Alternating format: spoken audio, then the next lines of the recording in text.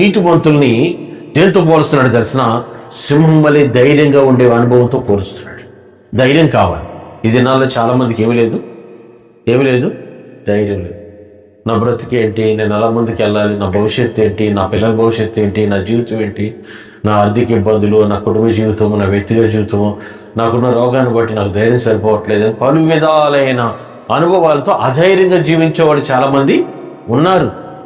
రేపు బతుకుంటానా, రేపు ఏమవుద్దో, నేను నిలిచి ఉంటానా, నా పిల్లలు ఒకవేళ నేను లేకపోతే నా పిల్లలు ఏమవుతారు, ఇలాగా ప్రతి ఒక్కరు కలవరముతోనే నా భవిష్యత్తు ఏమవుద్ది, నాకు ఉద్యోగం వస్తుందా రాదా అనేక కొల్లలు వాళ్ళలో మీరు హల్లెలూయా అల్లే చెప్పండి.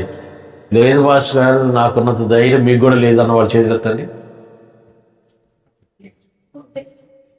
యేసు ప్రభువుకు ఉన్నంత ధైర్యం కూడా నాకు ఆయనకంటే ఎక్కువ ధైర్యం ఉందని వాళ్ళు చేతులెత్తండి. Praise the Lord. హల్లెలూయా. అందరు పిరికోళ్లే. ఎవరు? పిరికితనం అనేది విశ్వాస జీవితంలో పనికిరాదు. దేవుని సన్నిధిలో విశ్వాస జీవితం చేసేవాళ్ళు ఎలా ఉండకూడదు?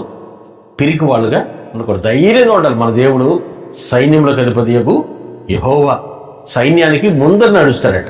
ఎందుకు నడుస్తాడు తెలిసిన? ఆయనే బలము, ఆయనే ధైర్యము, ఆయనే విజయము, ఆయనే సమస్తము. ఆయన ముందుండి మనల్ని నడిపిస్తాడు. ఆయన ఉన్నాడనుకో మనకి జయమే కలుగుతుంది. హల్లెలూయా. అందుకనే సమాధిని గెలిచిన ఒకే ఒక దేవుడు ఎవరు? మన ప్రభువైన. ఏ మనుషుడు సమాధిని గెలవాలా?